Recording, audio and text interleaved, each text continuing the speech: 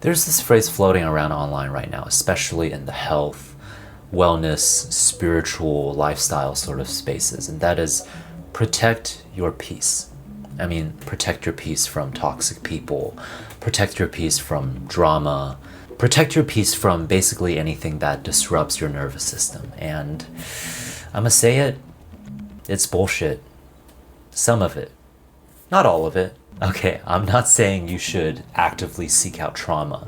I don't think you should stay in toxic relationships or ignore red flags or repeatedly put yourself in situations that destroy your mental health. Like, don't do that. But I do think that unfortunately a lot of people use protecting your peace as a socially acceptable way to hide from life, really. You become so afraid of being disappointed or rejected, embarrassed, or hurt that you eliminate everything that is possibly unpredictable from your life. And eventually, turns out you haven't protected your life.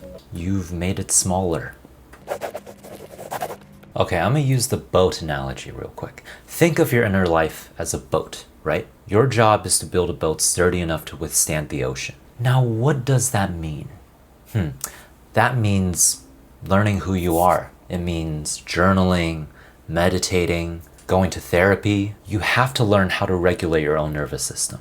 Understand your patterns, develop self-respect, become more emotionally resilient. That inner work is so important, guys. Now, I do understand for some people building that boat is a lot harder than it is for others. Okay, low-key overshare, but I've struggled with my mental health a lot over the past decade of my life, pretty much. It's been getting better, but there have been times where genuinely keeping myself afloat required most of my energy. Remember, guys, the point of building the boat isn't to keep it like on the dock with these crazy boat fees that are like 20 grand a month.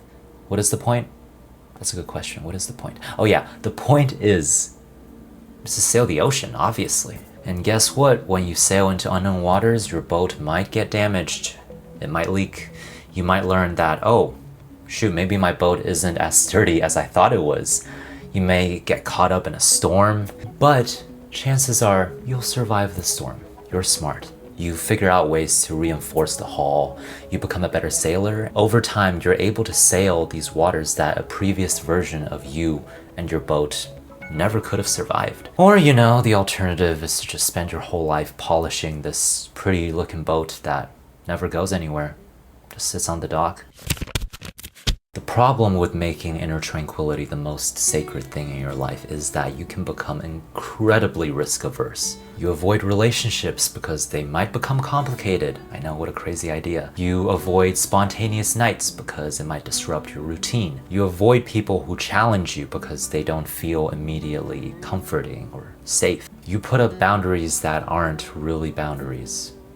They are walls that you think you need to protect yourself because you're a massive pussy. Okay, I'm kind of calling out myself for this. Just kidding, I don't know anyone that does this, but there are times when certain people disguise fear with like this woo-woo spiritual self-improvement language and wisdom. People go like, oh, I'm protecting my peace, when it really means I don't want to risk rejection.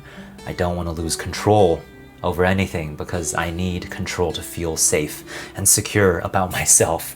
I don't want, you know, someone to awaken these feelings in me that I've tried so hard to not feel because I don't know how to manage them. I don't want anything to interfere with this version of myself that I've put so much care and effort into constructing. Like, Oh, it's so hot in my room, oh my god. Hey, sometimes you should stay home. You should cut someone off. Sometimes you should say no to things. But sometimes you should stay out late. Sometimes, or a lot of the times, you should say yes to the plot. Sometimes you should have that extra beer. Sometimes you should pursue that girl who suspiciously reminds you of your ex who traumatized you 3 years ago. That was partly a joke. Maybe be wary of that. See, I don't want the graph of my life to just be this flat line that never goes too much above or below the equilibrium. Sure, that sounds peaceful, but it sounds really boring. It sounds dead. I want that line to rise. I want it to fall. I want periods of excitement, grief, connection, confusion, momentum, rejection, intimacy, peace, chaos. I'm just like listing off words at this point. I think you get the idea though. Understand that the point of being alive isn't to just feel good at every single moment. It's to just feel everything as fully as you can. The highs are partly meaningful because you have experienced the lows. Connection matters because vulnerability in and of itself includes the possibility of loss. And guess what? Courage matters because fear is present. I bet you haven't heard that one before. Oh dude, what are you doing? Stop saying weird shit to the camera. Oh my gosh. Remember, you can't fully open yourself up to love while guaranteeing that nobody will hurt you. You can't pursue a full, ambitious life while guaranteeing that nobody will reject or humiliate you. And you cannot become a full, deeply experienced human being while avoiding situations that might destabilize you.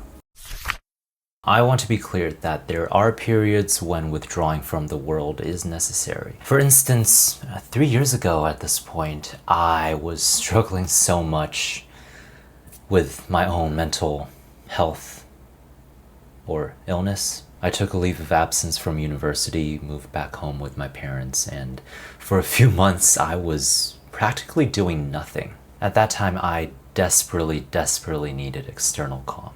I wasn't avoiding life because I was slightly uncomfortable. I genuinely needed to repair my boat. Like, half of it was missing. I really needed to rebuild my inner foundation before I was even capable of engaging with the world again. There's a difference between rest and using retreat as part of your permanent identity, you know? There's a big difference between actually healing and indefinitely postponing your life until you feel like you're somehow invulnerable. Now, eventually, before I felt like I was really ready, I had to throw myself back into the world again because I realized that a lot of growth can only really come from not being super prepared.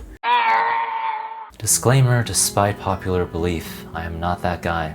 I'm just a dude, and I often do not fully practice what I preach. For a few months in this last year, I was so completely locked into my acting career. Bro, I was auditioning for everything I could get my hands on. Like, on top of the auditions I was already receiving through my reps. I was filming my own material, I was building my portfolio, I was also working a part-time job on top of that. And looking back, parts of that period did really suck, if you want to look at it a certain way.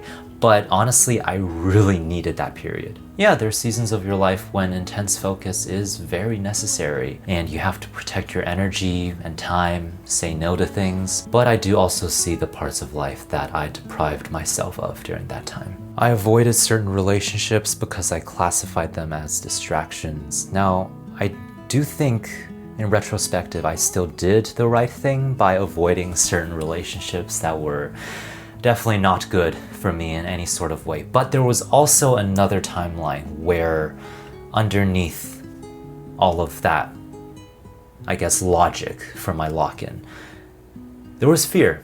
Definitely fear. I was just really afraid of letting other people or things get in the way and derail this really tightly controlled lock-in I had for myself. What I told myself was that I was protecting my ambition, but part of me was also depriving myself of life. And my creative work probably did suffer from that, because as an actor or any type of artist really, your art, your craft, it's fed by the ups and downs of life. I probably got this from the artist's way, but yes, you need discipline to create art, but you also need experience to make art from.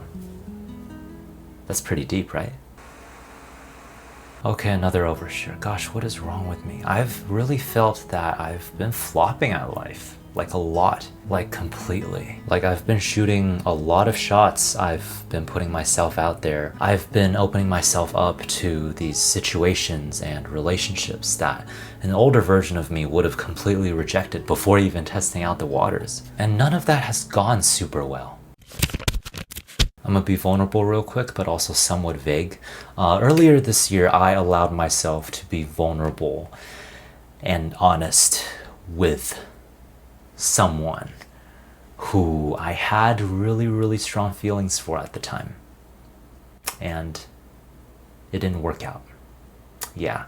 And it devastated me more than I expected. And in the aftermath, I experienced these things that were super unfamiliar to me. Jealousy. Yeah, first time in that context that I've ever experienced jealousy. Attachment to something that existed much more vividly in my own imagination than it did in reality. This desperate need I had for this person I barely knew to be someone I had imagined her to be, who she wasn't. Yeah, that experience did cook my brain and nervous system a little. But at the same time, this whole emotional roller coaster happened because I allowed myself to care. I allowed myself to be affected by another person. And sure, the ending did not pan out the way I wanted it to, but hey, I don't regret choosing to be honest and genuine to myself. That experience showed me where my boat still leaks that I would have never confronted if I had just continued to protect my peace. It's all good. I'm repairing my boat, and I'm sure it will come out more rigid, more seaworthy. I'm figuring it out. I have no idea how to do this YouTube thing, but it's something I want to do and I'm figuring it out. Yeah, am I looking at the camera this way or this way? Remember, the point of inner work is to not become someone who is untouchable. It's to become a person who can be touched deeply without losing himself. You should know how to return to yourself. You should know how to rest, regulate, reflect, recover. But recovery is only necessary if you're participating in life. Meditate, journal, go to therapy. It really helps. Journal, learn your boundaries, do your shit, strengthen your boat, but eventually untie it from the dock. Seek out new relationships. Go pursue experiences that might frighten or challenge you. Open yourself up to all that the world has to offer, and that means occasionally being distracted. That's fine. Make a fool of yourself, and chances are you will get hurt. No, you definitely will get hurt. But when you see the possible beauty that's on the other side, I think it's worth it. Stop treating peace like it's something so fragile that it can't be disturbed. Build yourself strong enough to survive the turbulence. Then, take the risk, bro. I really want to figure out a better way to do this. I don't know how I feel about the gray background right now.